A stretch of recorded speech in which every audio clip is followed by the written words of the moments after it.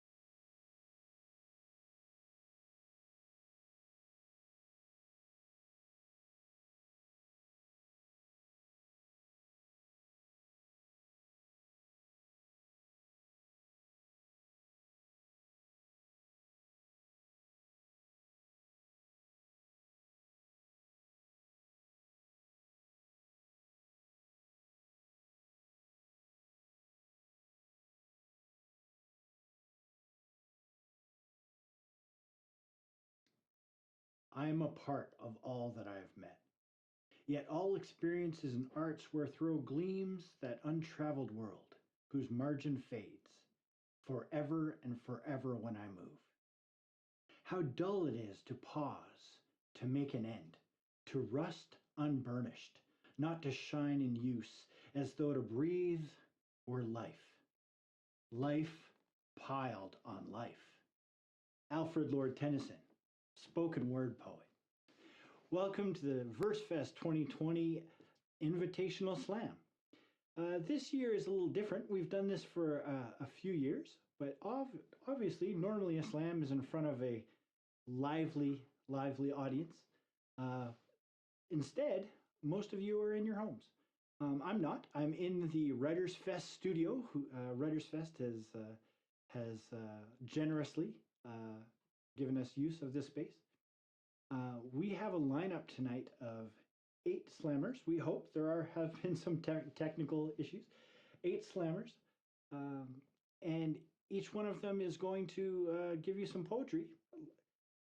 Normally, at this point, I ask if anyone has ever not been to a slam before, but of course, you can answer, and I won't know what you're saying. That is one of the things that is different this time. Is normally I would try and get the crowd all excited and jacked up, but tonight is a little different. But that's okay, because it's all about the poetry. So I'm going to assume you've never been to a slam before. So what is going to happen is we're going to get each poet is going to come onto the screen, perform their poem. They are going to be judged by 5 judges. Normally, again, these are 5 judges selected from the audience, but tonight I had to get those judges set up in advance. My name is Rusty. I didn't tell you that. My name is Rusty Prisk. I'm the spoken word editor, ARC Poetry Magazine, and I used to run a little show called Capital Slam. And now I'm gonna host this. I'm going to walk you through the whole process. So each poet is going to do a poem. They have 3 minutes. They're going to get a score out of 10 from 5 judges. Those judges tonight are pretty impressive. We have the publisher of Right Bloody North, Brad Morden. We have Billy Kearns, also known as Billy the Kid, a poet from, you may know back from Capital Slam, though she's done many great things since then. We have Ryan Buchanan, one of the people behind the Urban Legends Slam. We have Tanya Pineda from the Hamilton Youth Poets. And we have, last but certainly not least, the former English Poet Laureate of Ottawa, Jamal Jackson Rogers. Each of those judges is going to give each poet a score out of 10. We're going to drop the high, we're going to drop the low, we're going to get a score out of 30. But for the audience, none of that matters. All that matters for you is that you're going to hear altogether 8 poets. Each one's going to go up twice. We're going to have a sacrificial poet, which is a way to calibrate the judges, a way to kick off the show. I'm gonna, before I go any farther, I'm gonna really thank Gord, who's handling the tech for this show. I'm gonna thank Mike, who set it all up for us. I'm gonna thank Ruth Ann, who's doing the scorekeeping and timing for the event. But let's just jump right into it.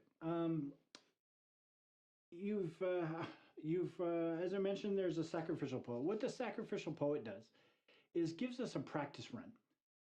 In this case, we're practicing more than what we usually do because in addition to practicing the judges, making sure everyone's on task, we have to make sure the scorekeeper's all ready. Well, today we're also checking some tech items because today, if I seem just a little off, we had a number of things right before the show started. It is Friday the 13th. We do have to remember that. A full 3 of our judges had family issues that they had to deal with, but thankfully they did. We have 2 poets that we're trying to get connected. Hopefully they will get on in time for their slot. But as I say, first we're going to go to the sacrificial poet. We have a special sacrificial poet this time because I believe she has never slammed before. I believe, I'm not 100% sure, but I believe that's true. So sit back and enjoy our first poet of the evening. It's Nina Jane, sacrificial poet. Thank you. Weathering power moves. 1. Affirmations. Keep a strong face. Listen. Give less away. There is a limit to honesty. You can react later. In the present, everything weighs on this moment. When is defense a good position to take? In a fight, words should be reasoned. There is a difference when you think over feeling. Feelings belong in some places and not others, some modes of thinking and not others, some approaches but not all experiences. Criticism is not permanent. Correction creates impermanence. 2 or more elements are needed for a reaction. To know the mind of another. To articulate that you know, and actually articulating it, possible, but not always called for. The incorrect words will fall from all our mouths. You learn. You know what you are doing. 2. Internal monologue. Switch from second to first person. Why does this frighten me? To explore, to earn, to own. I am talking about everyday abstracts. I am talking about how every day does not look like the next, and you can plan, but that does not mean it goes as planned. Do you have a plan? You say do not plan. You say I am not planned, but I am trying to plan beyond the planned. Let me be candid, only to use the word. Frankly, I am too frequently candid, and it gets me in trouble. So no, I did not plan, and no, I will not lie. Would I rather be tied up in chewing gum and placed in some crinkly flat facade? You are trying to knock me off kilter, but I am dimensional, transdimensional. Bite off my head, I will show you. If I stop focusing on fuck-ups, I will feel better about things. I will see them in a new way. It is a thinking way of feeling. Forget faking it. Refocus feelings to fuel foresight. And yet, this pervading sense that I'm wrong, that this is all wrong. This is a kind of thinking that surfaces inwards under the tick-tock, tick-tock, tick-tock, tick. Tomorrow comes. All right, that's a great way to get this slam started. Nina Jane, as I say, I think it's the first time she slammed, but it certainly didn't sound like it to me. I mean, she's a great poet and a great performer. Now, at this point, the judges are sending scores into Ruthann, but we don't have to wait for that. What we do possibly have to wait for is the draw. Normally I would draw names out of a hat. I have all the poets all lined up, and I'm drawing names. I've done that in advance this time, though the poets don't know what order they're going. I did it in advance to help out the tech. So I have this nice little list here. There's only 3 people who know who's going first.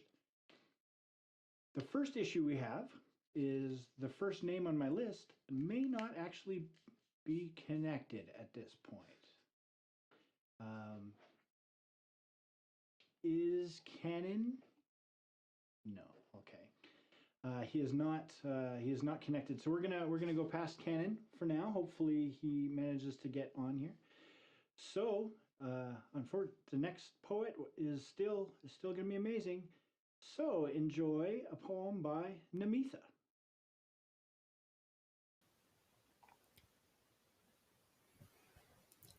Camping teaches me nature is queer when we pack everything we need on our backs, knowing we may not have a home to return to, so we make one of ourselves. We are nomadic for survival first. To place our baggage down is to say we are safe, burdened with the knowledge that this is never a given. We lose track of time while we are camping, and isn't this nature teaching me it is queer too? That linear time is a colonial construct, that queerness has never been one for temporality. We age as we choose, and this is survival too. To know this world has taken too much away from us to also take our youth. We base our day off the sun and the clouds, and we are still. We are happy still. We let our bodies take us to our destination. We carry our belongings on our backs and ourselves forward with our arms. Each stroke of this paddle, this extension of our own limbs, churning the water under this false premise that we are its master. It's queerness not knowing that we are our own chosen family first, that there is no hierarchy when we have all been at the bottom before. There is no hierarchy when we are all at the peak at different times. Let me find bloodlines in the veins of the leaves instead. Let me find parentage in the rings of the oak trees instead. Is this not why we call tracing our roots a family tree? This perennial parent is no Silverstein creation because we know better than to take without giving. Nature is queer in the way this care is always an exchange. There is no receiving without providing. We know what it is like to be taken advantage of, tokenized, used without our consent.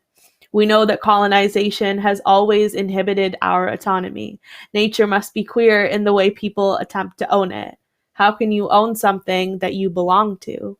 Camping teaches me nature is queer when I pump lake water into a water filter, joking that this is its christening, that this water becomes holy when I drink it. Isn't this a lesson in queerness? That we decide for ourselves what is holy, let our own mouths drink this blessed water. We are no longer bound by the colonial reading that our bodies are not sacred. Camping teaches me that nature is queer when I am tired and ill when we arrive at our campsite and I do not make a sound. I keep as still as possible, whispering to conserve my energy. I think nature does this too, trying to hide within herself in the dark of night, and only the cries of the loons remind her she is alive. Nature must be queer as I, because it is only when I scratch my bug bites through the bleeding that anyone sees that there is something worth complaining about. That to put your pain on display is the only way you will be believed. The way the withered stems and patches of parched soil tell us that she is sick. Must we always make a show of ourselves to be believed? Nature must be tired, her queer body always for consumption. We make food of her offspring, cut and slice and sever her, and even the table we feast upon is made of her too. I tell her she has reminded me of my queerness, and she is silent. I do not blame her. I hope to hold her one day soon, and I hope she will hold me back. Oh, great poem by Namitha. It's a good way to kick off the competitive part of this competition. While that was going on, I did get a message from Canon. Unfortunately, he will not be able to take part in the slam tonight. As I say, Friday the 13th in full effect. I walked under two ladders and walked past three black cats on the way over here, and unfortunately, it has had an effect. Maybe that broken mirror this morning had something to do with it. All right, so while the judges are getting those scores in, our next poet in line, I'm also not 100% sure he's been able to connect, but we're about to find out. Is Switch? Yeah, all right, we're going to go to Switch. Trial version.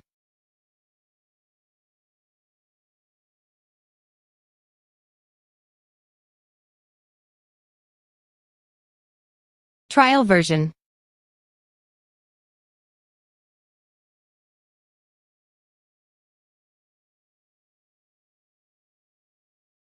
Trial version.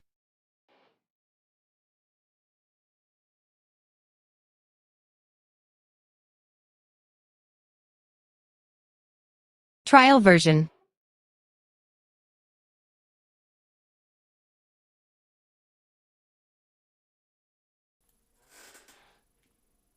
Trial version. Switch, we are not hearing you. We're only hearing trial version from your laptop or interface. Trial version. All right, clearly we have some technical difficulties here with Switch. We're going to try and get this straightened out.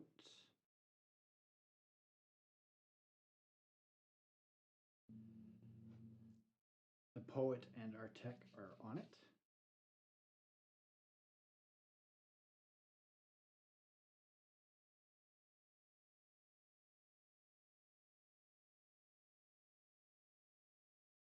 Should we jump ahead to the next poet there, Mike?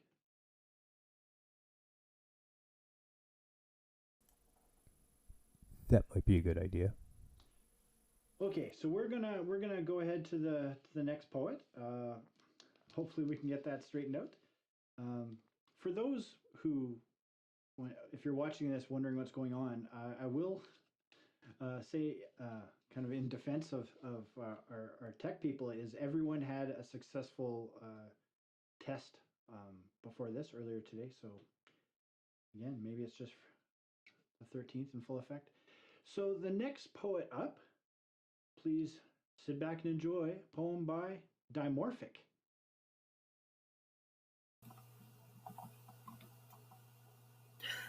I've never been rescued by a knight in shining armor, and I'm certainly not living happily ever after with some Prince Charming, but then again, I never was a fairy tale princess. As a child, I walked through the woods like Little Red Riding Hood, full of trust and innocence, but there was no woodsman to save me from the animal disguised as a loving grandparent who devoured me with hot eyes and cold lies, but never that which was just and right. Like the little pigs, I learned not to trust the promises of the big bad beast and locked the door against him and his desire to feast upon my flesh. But even little pigs must grow up and make their way in the world, and there I encountered a creature in sheep's clothing who led me astray until the day I broke the wheel and ran all the way home. You'll note, I hope I never call them wolves, for they were never anything more than mythically monstrous lycanthropes, men behaving like beasts the way beasts only behave in nightmares, the wolf inside too long warped by human imperfection. But still, I had been ravaged, and the light of the full moon changed me. Not into the traditionally ravening monster fostered by horror stories, though, see, Grandmother Moon taught me that being a werewolf meant being aware of the wolf in me, howling in harmony with the noble beast inside, giving me the courage and pride to stand strong, like a proper paper bag princess. Because even if kissing a frog will turn it into a handsome prince, it doesn't mean he'll be any less of a toad, and I've told enough lines in my time to know a beautiful cover won't change a Brothers Grimm story. Glass slippers come with glass ceilings, and the magic ends at midnight when the monsters come out of the closet. I picked the lock of the tower I was trapped in and slew the dragon myself. I don't plan on putting my crown up on a shelf in the light shadow of another. I'm already a queen, my monarchy founded on being a mother, and I'd rather run free in the open country than live in a gilded cage. I am an alpha bitch who hasn't yet found a human who understands what that means. But don't pity me for being a lone wolf. It's not as lonely as it seems, and someday I hope to find someone who can see and appreciate the wolf in me. We'll run wild in the night under the light of the moon, turning everything beautiful in a million shades of gray where black and white are meaningful only in the ways they complement each other. And we'll write new stories together, where girls rescue boys lost in misogynistic mazes of misunderstanding and take them down from the white chargers to stand on their own 2 feet with strength and humility. And they will transform together into wolves wearing wild crowns of morning glory, not to live plastically happily ever after, but to journey on in the adventure of reclaiming humanity. And these stories will never say the end, because they will always be just beginning. Great poem by Dimorphic, getting us back on track, back onto the slam itself. So, as usual, the judges will be doing their thing. Hopefully we can get Switch fixed up and we can hear the poem a little later in the round. But in the meantime, we're going to go straight on to the next poet. So, please enjoy this poem by Jayde. Can you hear me okay?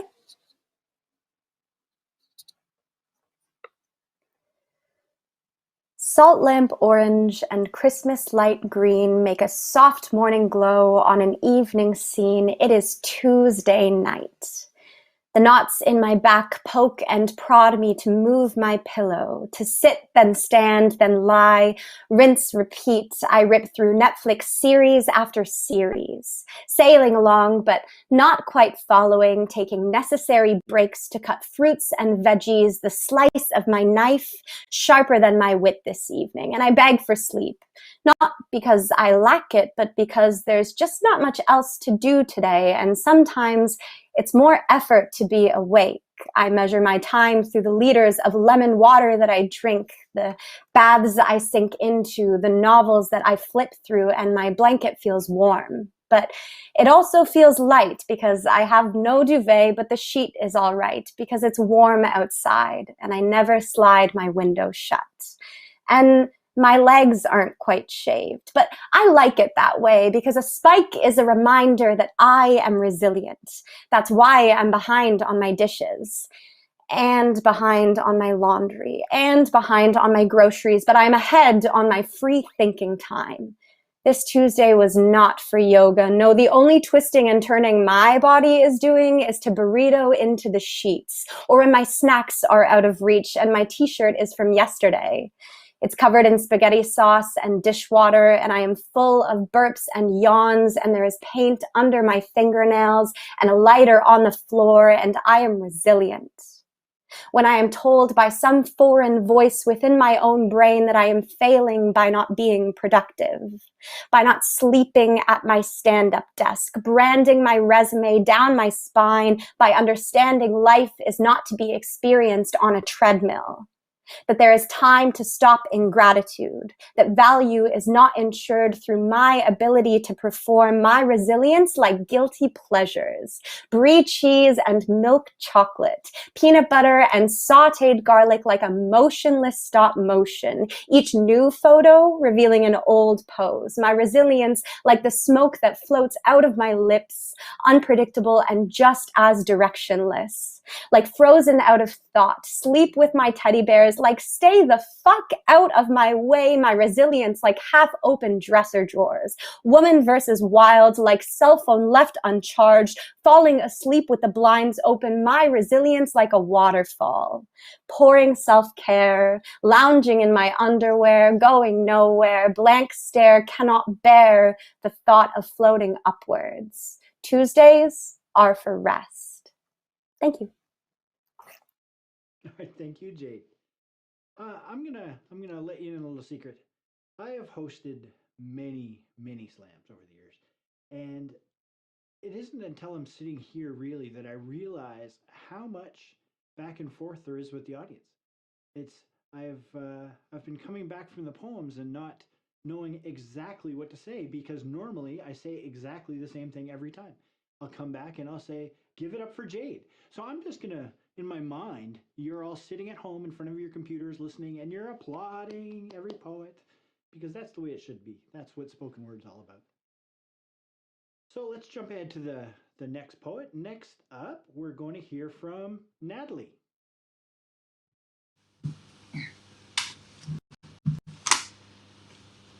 My poem has a content warning for race violence. May a white child, conceived in love, grown in the country of his mother's body, who was delivered of her pain, may a white child fed from her milk, whose cheek was cradled by her hand that marveled at his softness, whose cries were tended in the night. May a white child whose shit was cleaned and scrapes were kissed and bones were mended by his mother, whose words were formed by careful repetition from her tongue, whose thoughts were so too formed.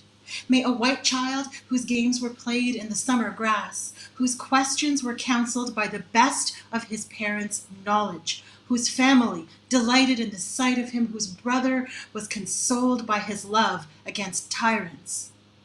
May a white child who was head of his class, who was sweet on the neighbor's daughter, may this white child be raised with the warnings of his older brother who dared talk truth to power. May a white child dream in terror of the night they came for his grandfather, the story repeated by his ancient grandmother. May a white child, a beautiful white child conceived in love, grown in the country of his mother's body, live what you reject for yourself, that from which you turn your face, to live without daring to want. May a white child know that his skin is not a passport, that his pale tint will follow him always and his children's children. May the word of a white child count at half. May a white child's tongue struggle with the language of thieves in vain to remember the mother tongue. May a white child never know the strength and loveliness of his body. May a white child know better than to roam at night. May a white child thank his parents for not raising him better. May a white child who is walking home, may a white child scream. May a white child scream for help be unheard. May a white child's arms raise to shield his head from a boot. May a light white child who was raised to kindness by rotting by degrees in his mother's arms, freshly shot. May a white child live long enough to see his mother's face, a mask of torsion, to see the color of his paint, to fear. May a white child, pride of his family, be remembered as their fallen hope. May a white child's name be not honored in the evening news. May a white child die like the hundreds of white children die each year by righteous hands, to be forgotten in the sea of white children who constructed their end, reviled for their nature. May a white child know. May a white child know. May a white child know. Why may a black one? Thank you. Thank you, Natalie. As I mentioned before, I hope you sitting in front of your computers or applauding or doing whatever you need to do to react to such powerful poetry that we're getting tonight.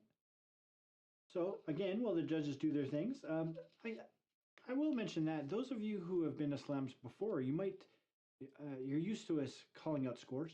We're not doing that tonight. Not even the poets know what scores they're getting. That's not the way we usually do things, but things are different now. Things are different in this socially distanced time and socially distanced festival. I hope you've all been enjoying Versefest so far. There's been a number of events, and there's a number more still to come. Versefest is one of my favorite things all year, and the fact that it's different this year doesn't change that. It's still one of my favorite things. So sit back and enjoy our next poet in the first round, Shawn K. I just want proof that there's something more than this. I've been assembling scraps into ladder rungs to a place called Sanity. They said a statue of Ganesh was drinking milk in India. There's a painting of Mary crying literal tears in Mexico. I've been finding stigmata on my limbs, but really they're just the signs of aging and scars from past battles. How beautiful could this all be if there's something more when this is over? How beautiful it is if there isn't. Imagining there is no heaven. Deferring dreams of some sort of sky food tour with Anthony Bourdain to focus on the inspiration around us. We can get so lost in our minds that we treat the present like a wrong turn, searching for a place to U-turn, never realizing that a glitch in our GPS keeps us spinning. For too long, I focused on where I'll go instead of recognizing where I am, struggling to center on my own breath. Yours is much easier to hone in on. Rather than envision an oasis in the distance, watch as my hands compress that sand into strands of your hair. The white noise of waves shift to that sound of your breath as you sleep at my side. The aroma of salt in the air replaced with the smell and taste of sweat on your skin. Replace shorelines with your contours. Color your iris with the blue of the sky and the green of the leaves blowing in the wind nearby, which blows into you, spirit. Replace the sun with your warmth. And as it sets beyond horizons, let the dark that follows be like the closing of eyes before leaning in. Bird song your voice, each freckle a star. carve your limbs out of branches to wrap around mine. When the borders blur and the frame goes out of focus, it's you I'll see. Destiny. Divinity. I've been trying to search for proof, and it's been here all along. Thanks. Thank you, Shawn. Yes, another poet. I feel like I should be doing this. You ever see that? Anyway, I don't know why. News people, I've got a desk in front of me. You can't see it, but I have papers, and I feel like next up, do my Stephen Colbert impersonation. So the judges get their scores in for Shawn. We have one or two more poets left in this round. I'm not quite sure at this moment whether we got switched back on. But in the meantime, we're going to hear from Larissa. With your warmth, and as it sets beyond horizons. Can you hear me?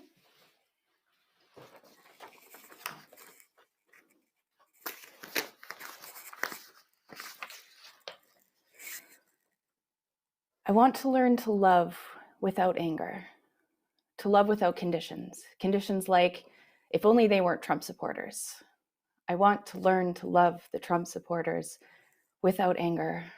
But God, it seems impossible.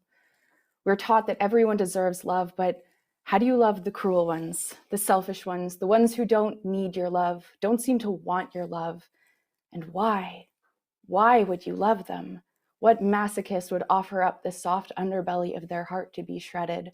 What gazelle stares the bounding jaguar in the eye, open-armed and smiling? How do you come back from a metaphor like that? We all understand the inevitability of the food chain. Well, I don't know how to love without anger, but I do know this. We must learn to love the hurtful ones, the hateful ones, because if they have no love and we have no love, then there will be none in the world, and someone has to be the first to step forward. The truth is, we are all just large children with the same vulnerabilities we've always had, the same need for safety and connection. When a child cries out in anger or fear, we know to pull them close for comfort. We understand they're just learning. They don't have the tools yet. And yes, grown-ups are supposed to know better, but who taught them? Where did they get their tools? A generation who lived through the war were taught to pathologize vulnerability to keep themselves safe. They in turn raised despondent millennials struggling through the existential dread of climate change and global injustice. Everyone knows that a cornered animal will lash out in desperation, so how can we blame humanity for our collective fear response? It's too easy to cancel, to write off that other as inhuman, ineffable, unworthy of empathy.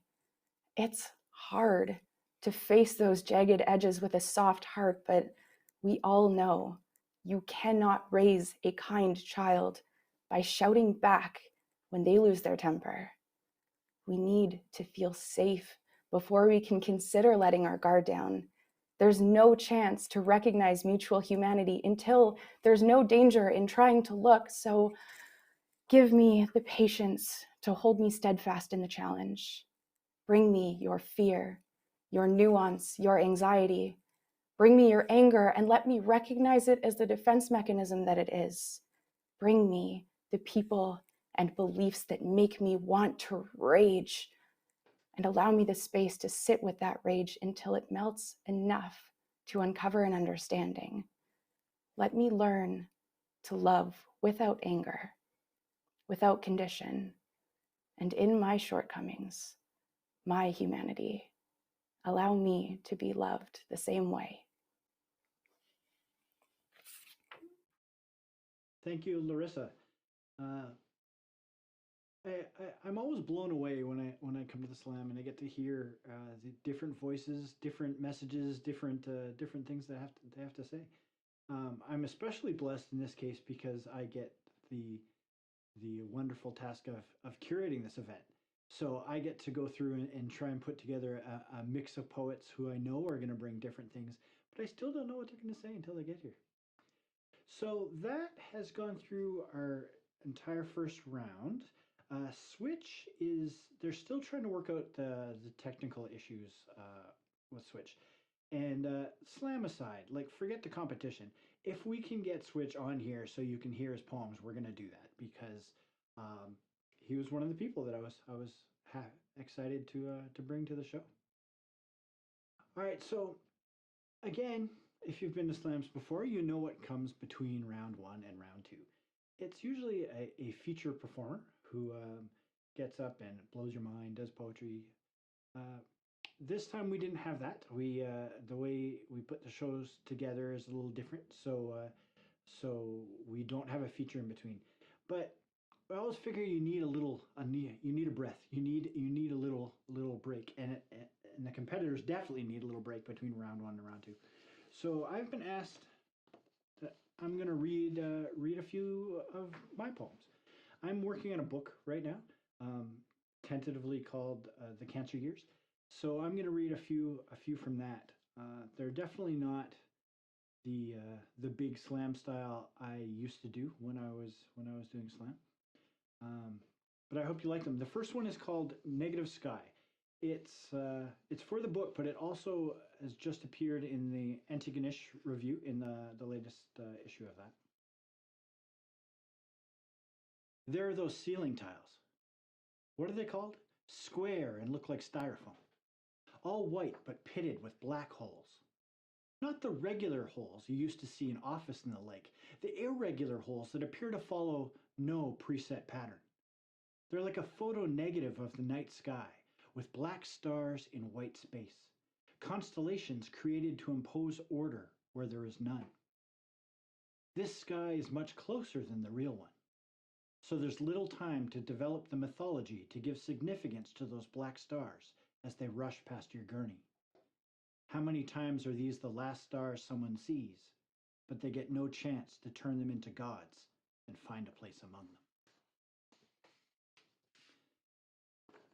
The second one I'm going to do, well, technically it's called E. That's because it's part of a series of poetry called, currently called the Dictionary of Me.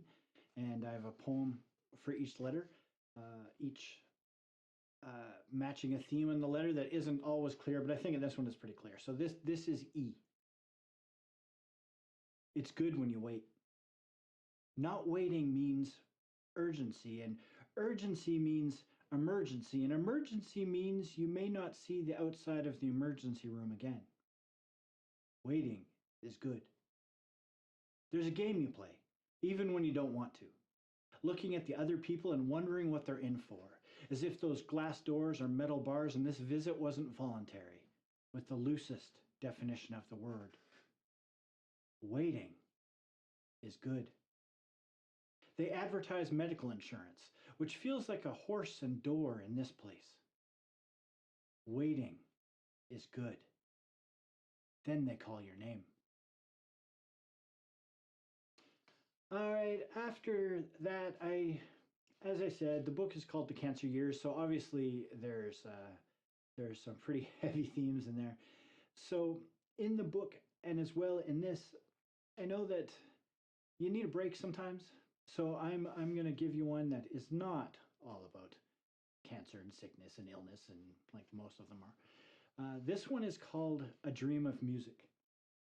I remember I wrote this when I was helping to run a workshop with the guys from the recipe. One of which is Brandon Wint, who is one of the features at Versefest this year. That's pretty cool. Called A Dream of Music. The paint chips away in spots, not showing age, but love from a hunched bluesman leaning over the keys, hunting for its hidden soul. White paint hiding plywood, hiding wires that hold magic intention. Keys, first white, then black, and back as notes are hammers and wires, discordance harnessed, note after note. History in turned wood, artifice as art, the veneer of concert hall dreams, fallen to a ragtime line, or impromptu chopsticks. But then the blues, until the lids swing shut, and the keys sleep and dream of jazz. All right, so that was my little interlude. I'm getting a sign from my scorekeeper before we go into round 2. She's telling me something. This is Roseanne. Say hi. Special guest star unintended. Switch is all sorted out. So he's going to do his first round poem now instead of then, and then he'll do his second round poem when he's supposed to. I'm just thrilled that we get to share his poetry with you. So please enjoy. We'll pretend it's the first round still, and please enjoy Switch.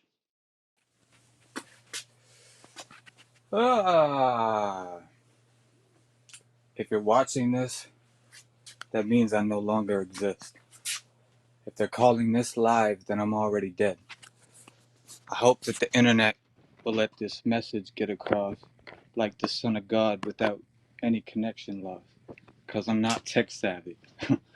And all my friends are gone, so this stream of consciousness, it might get laggy, but please bear with me as I bear with y'all. I wear my heart on my sleeve like a deck of cards while I put these last thoughts inside of this black box through which you stare at me. Who knew I could use a computer to zoom through therapy, but I'm a lot less happy due to new damage that doesn't repair quickly, if ever at all. And since after the fall, I've had a bad memory. Now I can't recall if I remembered it all. My attention spans about as far as a T-Rex's arm. My broken bones are brand new, but the pain is prehistoric. So I'm sorry for today. It's already gone. I'll try and be present tomorrow. Meanwhile, I reach out. I need help. I bet 6 feet apart never seemed so far, yet so close. Because if you put any more distance between us, we'll be at each other's throats. Shotgunning social media smoke, retweeting the meme median and mode, trying to keep the status quo. I did some quick math and noticed that kids lack bed mass. Hashtag the body of Christ is more than a story of naughty or nice. It's a syntax, a moral clause, a malleable map. That's why without God they find themselves lost often, drawn towards some sort of Thor or Voldemort, looking to join the closest cause and go to war with hopes they can personify who they are, what they're for. And there are many theirs, but this there is not theirs. Therefore, I can only speak for myself. There, Dylan. You died in that car crash, didn't you?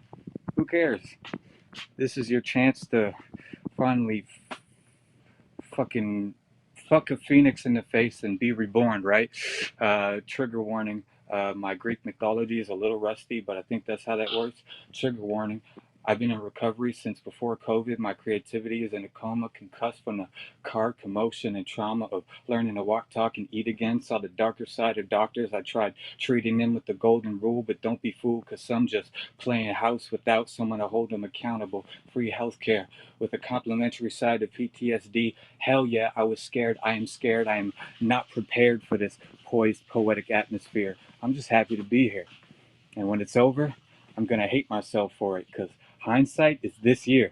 And this overprescribed poison has my nerves like a nightmare in the morning, but I'm going to let those words sleep. Because if you're watching this, it must be Friday the 13th. Good luck.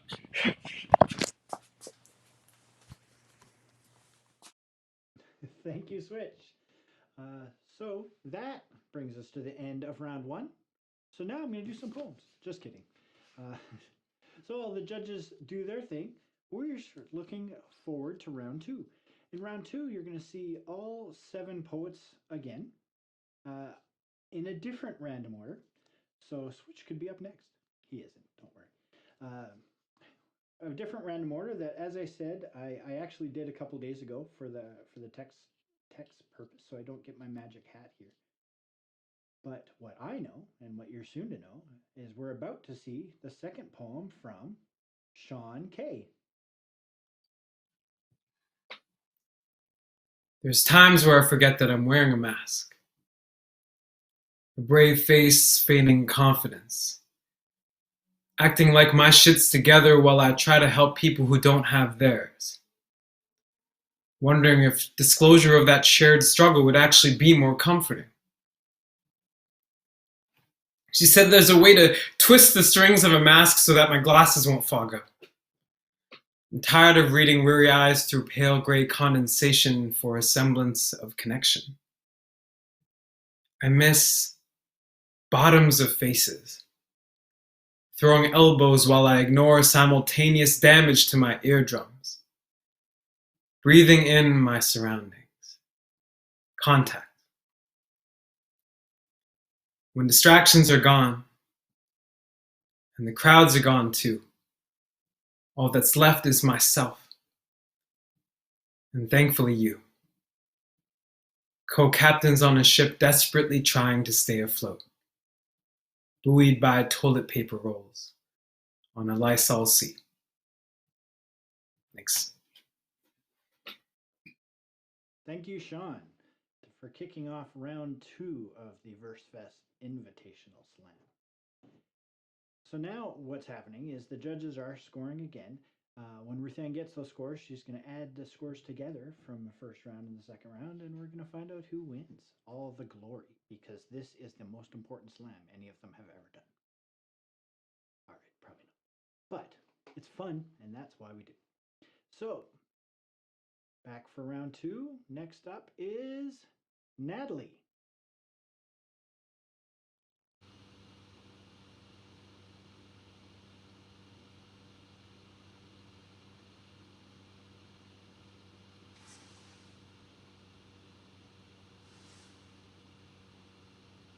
It's you, Natalie. Sorry, thanks, Rusty. I'm having connection troubles.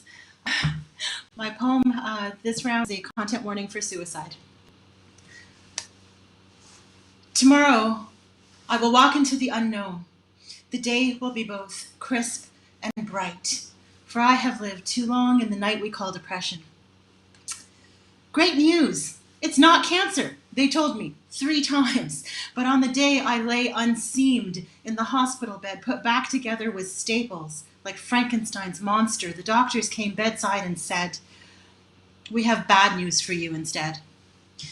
And the bed became a nest of blankets in which no one could find comfort, and the days copied themselves with medicine and tests and learning to walk, and the cresting silence building inside of me, and the curtains closed round the hospital bed like a game of Red Rover daring me to cross over. And then the sadness overtook me with its friends, inertia and anger, while another me, pounding on the door of my heart, struggled to draw a white line for tomorrow. The counselor at our last session said, "It seems you have things well in hand," when I told her that part of my plan for this journey was to let my energy rise to meet joy. But you can't wear a coat of sunshine forever. Night waits to take us by the throat and hold us in its tender, soft depressions. And since this time, the very gentle sympathies of friends have been spilling in, flowing overboard. Everyone knows cancer, but not what to say, and so every word is said and every kindness poured. Sometimes more. I was listening, my friends, when awkwardly you told me of your own struggles, eyes down, as if it were a crime, fearing you would shock me with your wish for death sometime. Famously, we tame ourselves with silence and never seek help while the black dog maims us just a little each day while the violence presses down. But if I had my way, I'd make everyone hold hands like the paper doll strings of my youth, everyone having at least one hand to hold instead of a wall to break through. My mother said, "I do not understand your grieving, but you should go for a walk today and I will walk with you." And I did not expect it to heal me, but walking with another felt free for a minute. So if you sorrow and know, I'll hold hands with you and take you where you need to go. Red Rover, call me over.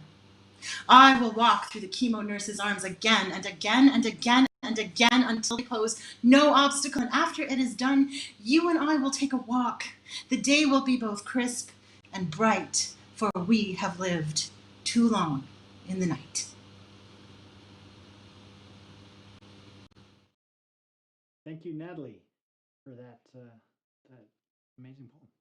I mean, it's actually one of the things about being a host in a slam is you have to be neutral. You can't give too much. You can't try and affect the judges. I'm actually less worried about that right now because I happen to know that the 5 judges we have, they know their way around slam. There's probably nothing I could say that could affect their scores one way or the other. Though speaking of which, well, it'll be nice when we can get back to doing live slams.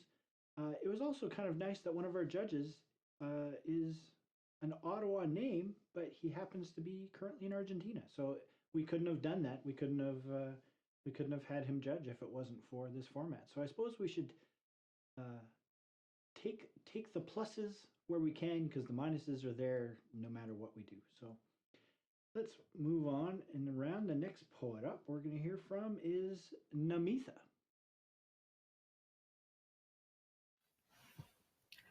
Politically correct responses to catcalls. When he tells you to smile, remind him it takes more muscles to frown than smile, and you're trying to get fucking ripped. When he asks you to shake what your mama gave ya, say, hell yeah, boo. Put on some Drake, and I'll shake that intergenerational trauma that I inherited but will never fully understand. I'll drop that thing low like my personal aspirations that I put aside to prioritize those of the men in my life. When he calls you princess, remind him if you were given $1 for every time you were called that, maybe you could actually live like one. When he calls you baby, explain to him the irony of him calling you that while he still relies on his mom to do everything for him because he's not nearly mature enough to verbalize his own needs and is overall unable to deal with his own shit. Or embody the title baby and projectile vomit all over him. When he asks you how much, let him know he could never afford it. When he revs his car engine at you, let it slide. Remind yourself that this is likely the only drive he has for life. When he tells you to let him take you out, flip the script. Tell him you'll take him out every other Thursday because I'm pretty sure Garbage Day is on a bi-weekly schedule. When he asks you what your sign is, tell him it's stop. Better yet, tell him it's sharp curve ahead. When he asks you if he thinks you can handle all this, say, could I handle someone whose macho hypermasculinity is obviously a cover for being terrifyingly insecure about his own intelligence? You're right, I don't think I can handle that. When he tells you he'd tap that, let him know you wouldn't even double tap that. When he asks you where you're going, say school. Remind him that unlike him, you've got class. The only person turned on by his lack of class is probably like Karl Marx. When he asks you if you're Indian, say nah. I'm Sri Lankan, so call me Sri Lanka, because I will never be India. I'm trying not to laugh because I have a live mic right above my head. If I start to laugh at the poems, you're gonna hear me. But thank you, Namitha. As I say, poem to poem, we don't know what tone we're gonna get. Next up, to do her second poem of the slam, Jayde is back.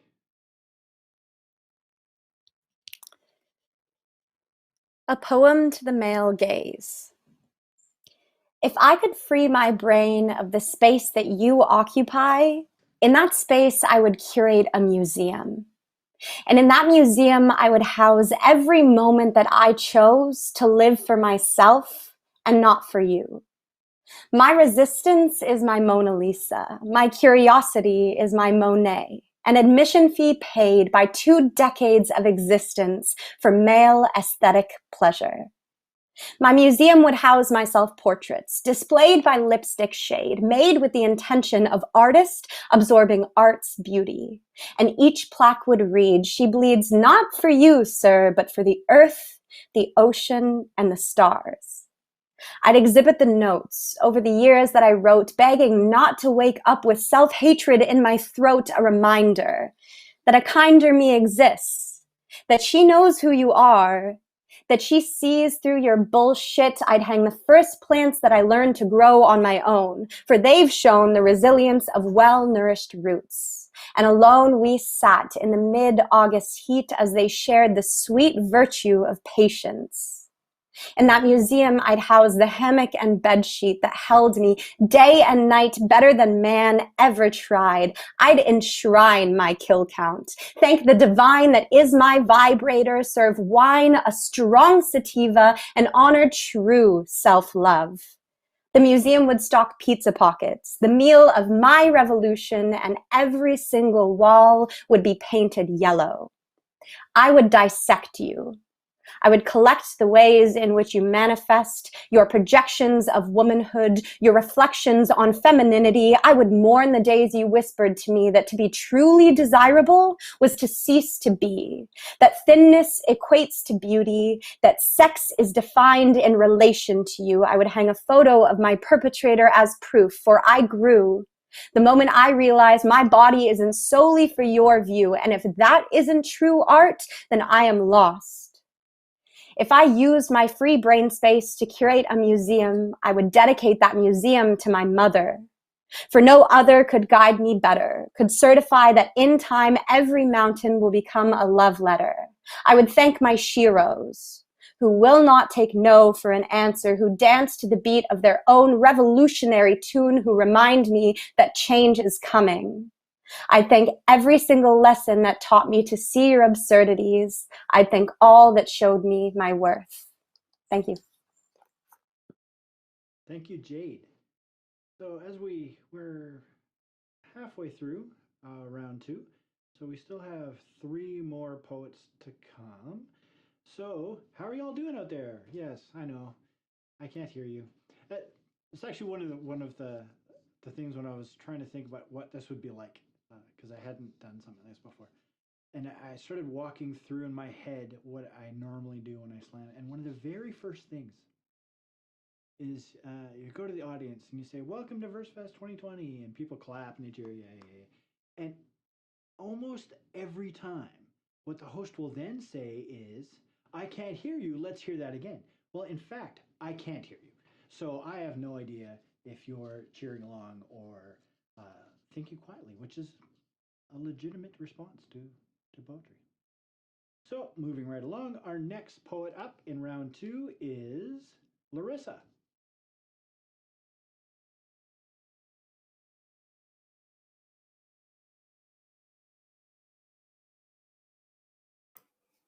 Can you hear me?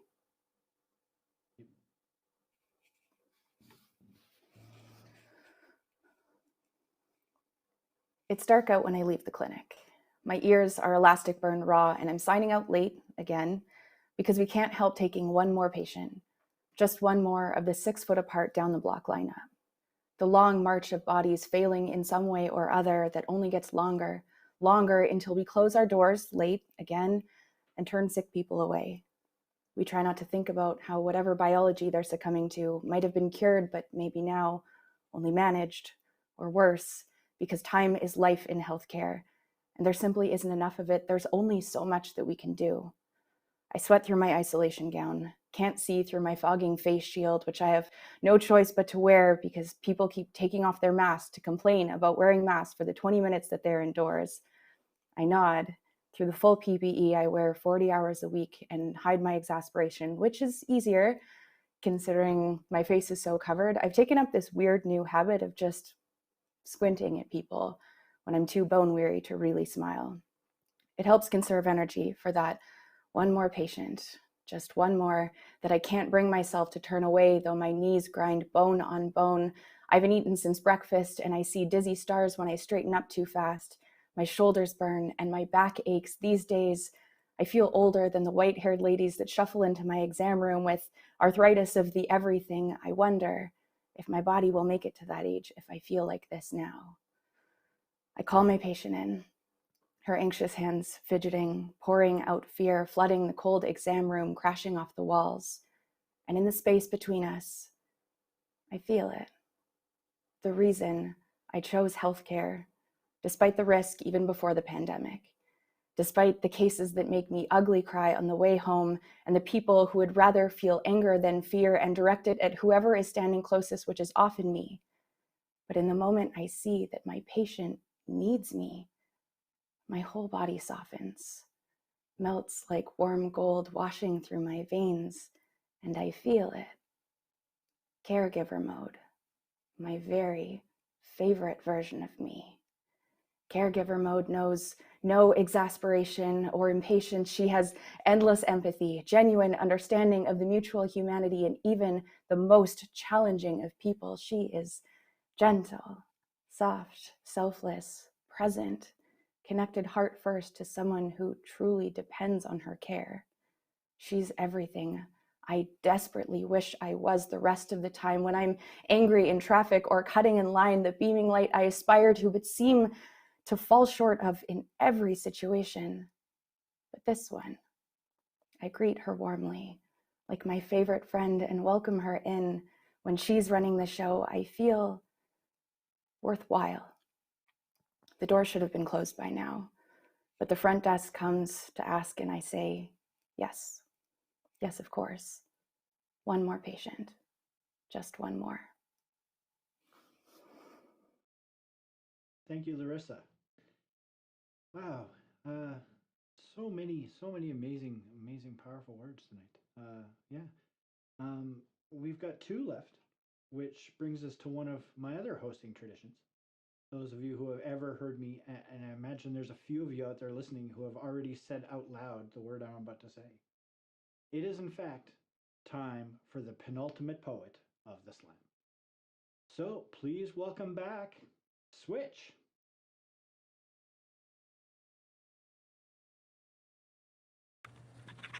Oh, can you hear me? Yep.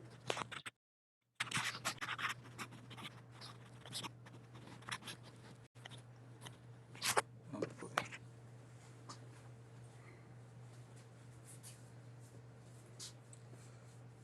What's up, Mama? The world is a padded room, with anxiety in the wind pushing me back and forth, till I feel like a rocking horse in a straitjacket. Am I crazy? With a question like that, I gotta choose my words carefully. Because if I say yes, then I'm not. But if I say no, then I am. So maybe today I'm just speechless. Because I remember telling my mom that the foster parents had beat us. I remember her taking them to court, and I remember nothing happening. Because she was wrongly diagnosed with bipolar disorder, so no one believed the story I told her and said she had just fed my head with lies. But at the time, my mind was digesting a plate full of pain, so I wasn't really hungry. Because as a child, it's difficult to stomach being punished for just acting your age. I remember feeling trapped in a cage like a lab rat in a maze, banging his face against the wall, blind. Like a bat in a cave, blind. Like a man with a cane wishing he had a dog, because at least through his eyes, he could see one more shade. I was 5.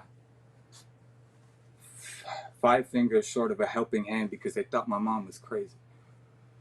But how crazy would you seem if getting raped's beginning to look like it runs in the family, or after having 3 different kids with 3 different men, you still live by yourself?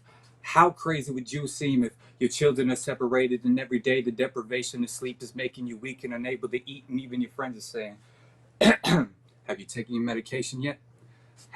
Have you taken your yet? Have you taken your medication yet, to the point where you want to shove that pill bottle down their throat? I was 5.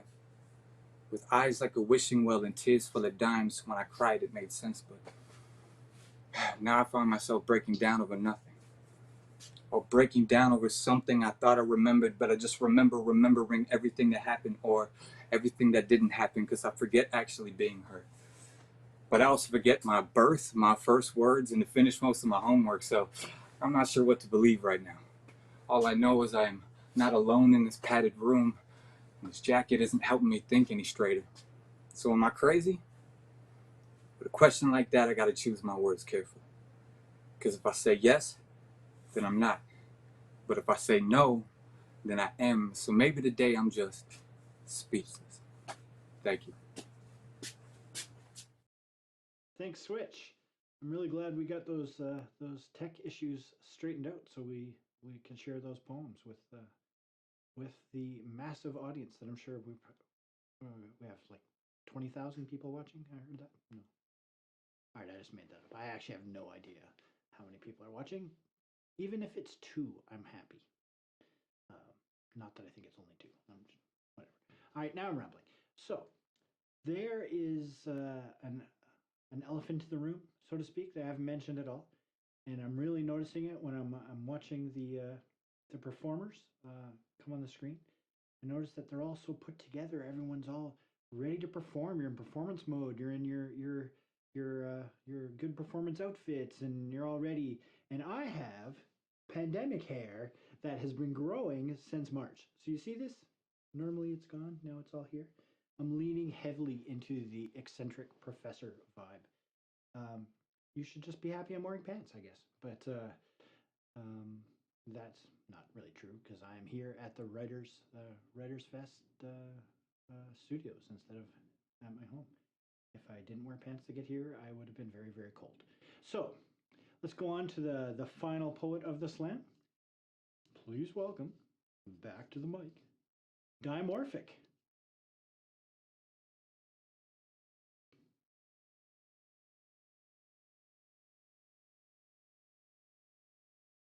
Just hold on, Dimorphic. We have no sound. We're just going to get that fixed and get you to start again.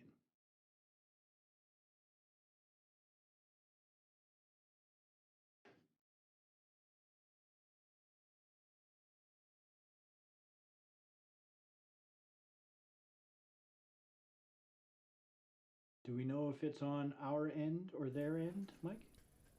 I'm not seeing any audio on our end, so I'm wondering if you're muted, Dimorphic.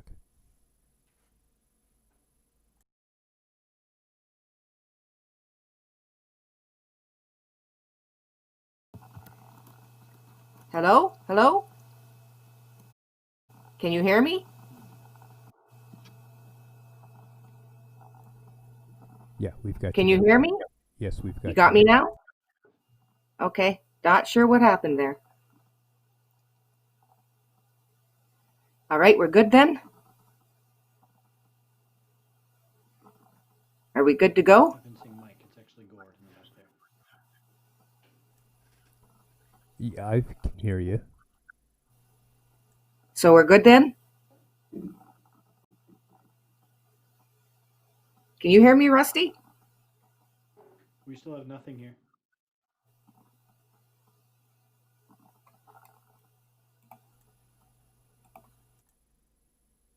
Can you hear me? No? That's weird.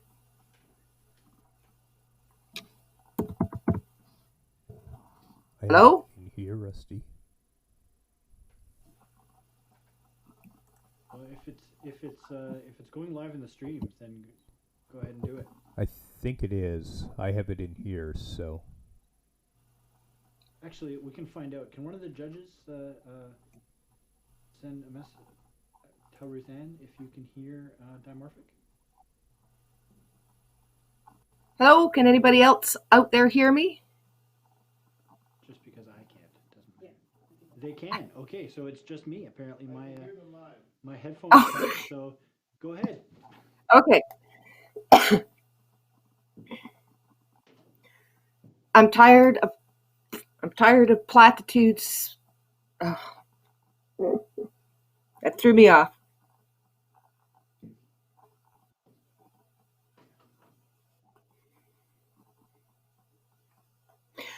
I'm tired of platitudes promising the break of day at midnight, when monsters creep from the closet to wreak havoc upon the hapless, painted into corners by pastel promises that the sun will come out tomorrow.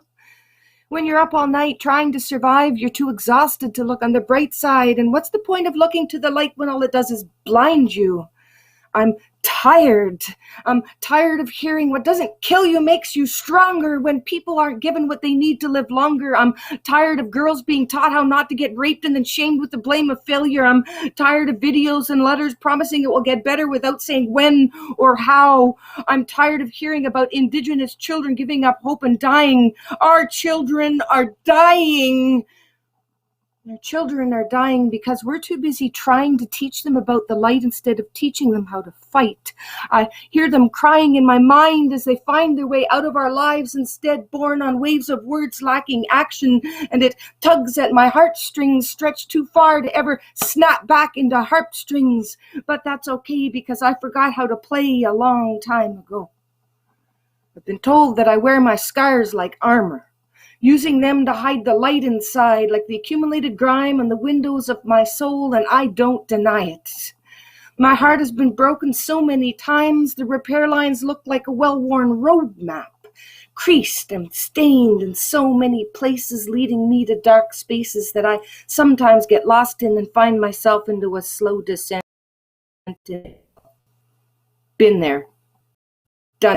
So now I take the express elevator down, I steal fire from the devil's hand and tell him to get the hell out of my way, forge my fear into a flail as pale as death, and though it rips the flesh from the bones of my hands, I shall wield it to whip the demons of darkness into submission. I painted my armor the uncolor of a black hole so they wouldn't see me coming, and I hunt them down with eyes already adjusted to the dark.